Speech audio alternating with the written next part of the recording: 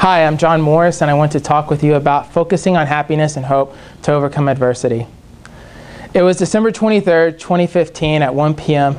in Omaha, Nebraska. My wife, Casey, recently finished 6 week-long chemotherapy sessions that began in August. We were in Nebraska because her recent PET scan indicated one of her 2 tumors had grown since her last scan in October 2015.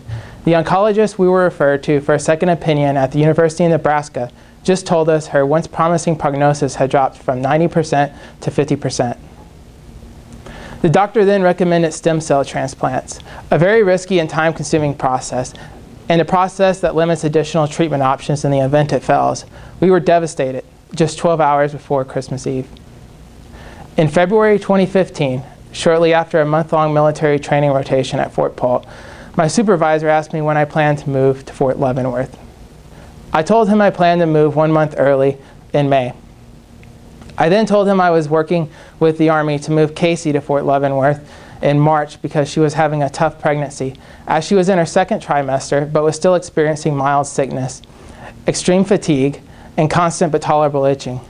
Despite these conditions, she could not be seen by an OBGYN or a specialist at Fort Polk, and had to drive at least an hour to see specialists. My supervisor then told me that that was unacceptable and he would talk with the Army to allow me to move in March. It's now May 2015. I'm completing a vacation I took to take care of Casey and move our family. Casey is 7 months pregnant and has severe itching that is leading to open wounds. She can't sleep, she can't go outside, she can't focus on anything. No medicine works. I install air purifiers in each room, wash her sheets daily, dust and vacuum like I'm preparing for a military inspection. Her doctor compares it to a form of torture. Finally, in late May, Casey begins to lose her sanity. She becomes incoherent and angry at me in unexplained anger. After a couple episodes, I leave the house with my 2.5-year-old son. I take him to a park, but I can't shake the thought that she is becoming suicidal. I call her best friend Sarah, who is a physician who specializes in emergency medicine, and ask her if I should take Casey to the doctor. Sarah said absolutely. I felt incredibly guilty calling people outside our family about this issue, as it violated Casey's privacy. Her doctor admitted her into the hospital due to itching and concern for the baby, but no medication worked.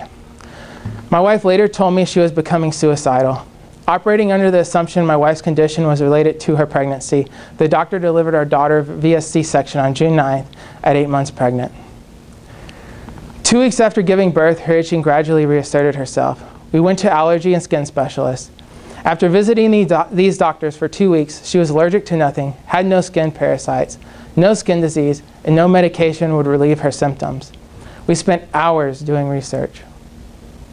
Finally, on a Friday morning after July 4th, I asked my wife if she thought she may have cancer. She wondered the same thing. That afternoon, we received a letter from the skin doctor ordering a chest x-ray.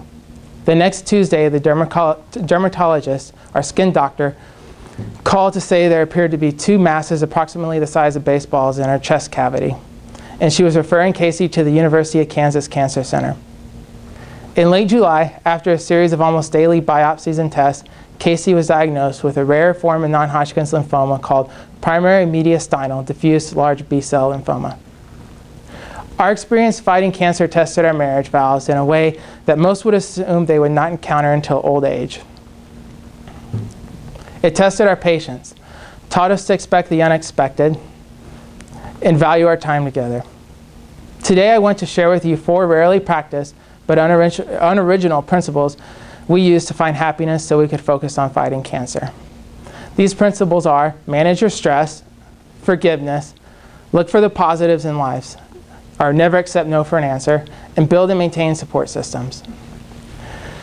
The first principle is you must manage your stress. You have to ask yourself, what must I get done? What is required to support my family and help my wife get better? Do not let habits that seem critical but don't contribute to your fight inhibit you. During my wife's chemotherapy, I had to assume more childcare and homemaking responsibilities, forcing me to quit hobbies like lifting weights. For some odd reason, I let this stress me out. Find a balance so you don't let stress relievers fall by the wayside, and don't let stress relievers cause stress themselves. Find grace in your life. Ask, is it worth fighting about? Pick your battles wisely. This is wisdom Casey taught me after 2 deployments to Afghanistan, and I attempted to apply this to our situation. The person that is fighting cancer or deployed is under stress. You should be given grace. This philosophy applies to work and interactions with friends, as everyone has their battles in life, even if they are not physically evident. Do not focus on non-critical aspects of your life that cause anger. The most vivid example is after Casey's chemotherapy sessions when we would go to the store or to dinner. Her chemo regimen was 1 week in the hospital receiving chemo, 2 weeks off. During the last weekend before she re-entered chemo, we strived to do something as a family, as it was the only time she had the strength to walk the length of a football field. I remember going to the store or to a restaurant and seeing someone perfectly healthy, usually childless, take a wheelchair at a close parking spot. I use parking spots as an example because they are so trivial, yet people get in fights over them. My wife could hardly walk, and we had a baby and a toddler. We had a reason to be angry. We decided, rather than be angry, we would assume the good Lord had a reason for us to walk, and that the person in the close parking spot really needed that spot to get through their day. Last, you must manage stress with humor. Within 2 weeks of my wife's chemotherapy, her hair began to fall out rapidly. The night before her second chemo session, she asked me to shave her head as her hair was becoming thin and bald spots were beginning to develop. While hair is trivial, the action was symbolic as we could no longer hide that cancer was a dominant force in our life. We decided to let our 3-year-old son watch, as it was impossible to keep him out of the bathroom, and we did not want to shock him after he saw Mommy immediately bald. Towards the end of one of the most challenging moments of our life, our 3-year-old son points and laughingly yells, "Mommy has no hair. Daddy has no hair." He continued to laugh as he tried to put the hair clippings back on my wife. In one of the most stressful moments of our battle with cancer, my 3-year-old son's joy brought relief. Second principle is forgiveness. If you can't reconcile offenses committed against you, how are you going to reconcile the idea of death? In November 2015, as the holidays approached, Casey started writing apology letters to those she had hurt and forgiveness letters to those who had hurt her. Some people, she wrote, responded very, very angrily to her, yet it made other people's day. In fact, one person was appreciative as he had just gone through emergency surgery to remove a tumor from his colon.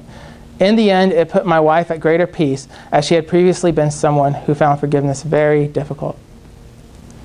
An illness like cancer makes the possibility of death very real for a young person.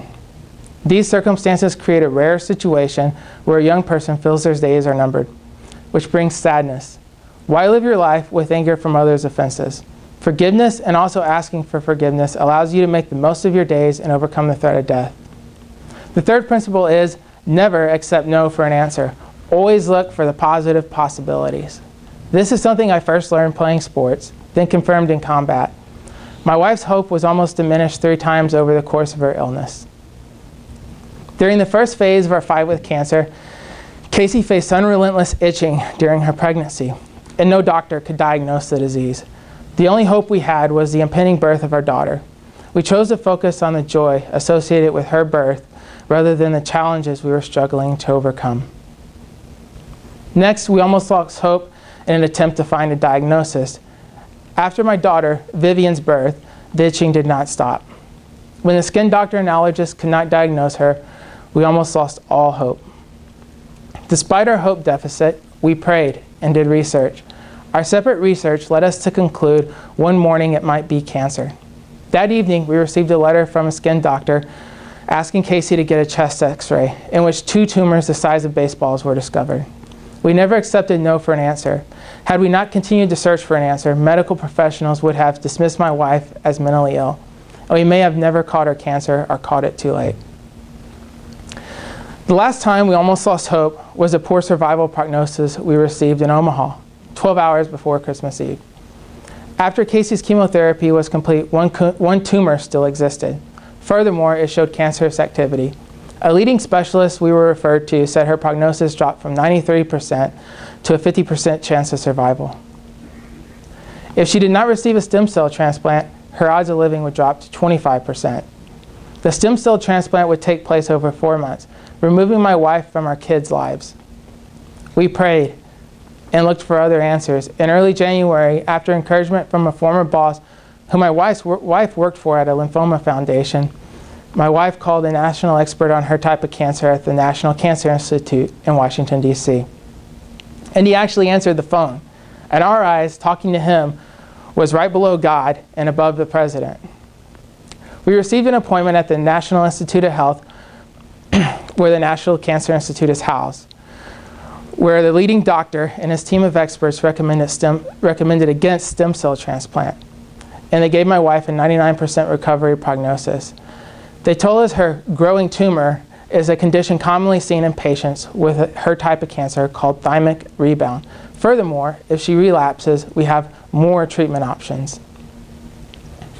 Our last principle is you have to have strong support systems, something we learned initially from deployments in the military. Have your relationships in place prior. Don't wait until tragedy strikes. My college friends from Texas A&M were extremely helpful.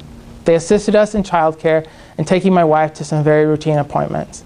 By chance, one of my friends' wives had Hodgkin's lymphoma 2 years ago while pregnant, so her previous experience helped give my wife comfort. My wife's best friend happens to be a physician. She assisted in giving me advice when my wife was losing her sanity and had a network of friends whom she referenced if a treatment option did not make sense to us. She also served as a counselor to my wife. Also, have your family relationships in place. We could not have made it without Casey's mother moving in to assist us with childcare during her chemo. In addition, my parents took care of the kids when she could not help. Maintain your close friends, as everyone mentioned gave us advice, childcare, and love. Last, get involved with a group. Cultivate friendships and become part of a close group. When we moved to Leavenworth, we decided to become heavily involved in church. The church we attended held prayer services for my wife. When we asked for assistance watching our kids, they cleaned our home despite our insistence we did not need help. A close friend, who is a professional photographer, even took photos of our kids and framed them without us asking, as we had almost no pictures of our daughter. In conclusion, you must find ways to manage stress, forgive, never take no for an answer, and maintain strong support systems. Don't wait to implement these principles when faced with adversity. Incorporate them into your lifestyle. It is my hope that this speech helps us to refocus on what is important in life, those we love. We spend too much time not listening to each other and focusing on what divides us instead of what brings us happiness. Thank you.